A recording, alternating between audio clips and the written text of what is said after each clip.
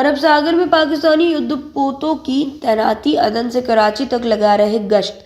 मामला क्या है? पाकिस्तानी नौसेना ने अरब सागर में युद्धपोतों को तैनात किया है।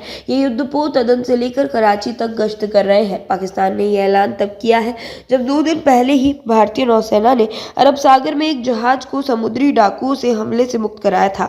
भारत की देखा देखी पाकिस्तान ने भी अरब सागर में अपने युद्धपोत को तैनात कर दिया है। पाकिस्तानी नौसेना के एक प्रवक्ता ने रविवार को कहा कि समुद्री सुरक्षा की हालिया घटनाओं के बाद पाकिस्तानी नौसेना ने अरब सागर में अपने युद्धपोत तैनात किए हैं। प्रवक्ता ने कहा कि पाकिस्तान के व्यापार मार्गों की सुरक्षा सुनिश्चित करने के लिए पाकिस्तानी नौसेना के जहाज लगातार अरब सागर में गश्त कर रहे हैं। पाकिस्तान का ये बयान तब आया है जब 2 दिन पहले ही भारतीय नौसेना ने अरब सागर में एक जहाज तो समुद्री डाकुओं के चंगुल से बचाया था।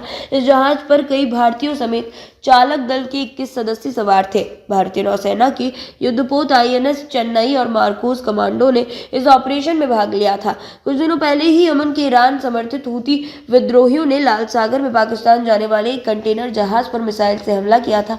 हालांकि इस हमले में जहाज को कोई नुकसान नहीं हुआ।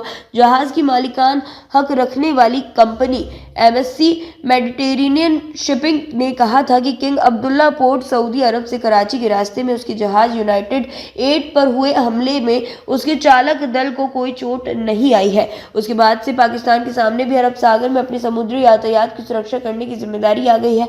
आज पाकिस्तानी नौसेना ने कहा कि पाकिस्तान और अंतर्राष्ट्रीय व्यापारी जहाजों की सुरक्षा सुनिश्चित करने के लिए वाणिज्यिक मार्गों को निरंतर हवाई निगरानी भी की जा रही है। इसमें कहा गया कि पाकिस्तानी नौसेना क्षेत्र की समुद्री शांति और व्यवस्था बनाए रखने में अपनी राष्ट्रीय जिम्मेदारी से अच्छी तरह वाकिफ है। यमन के हूती विद्रोही मध्य पूर्व में आक्रामक तरीके से समुद्री व्यापार को निशाना बना रहे हैं।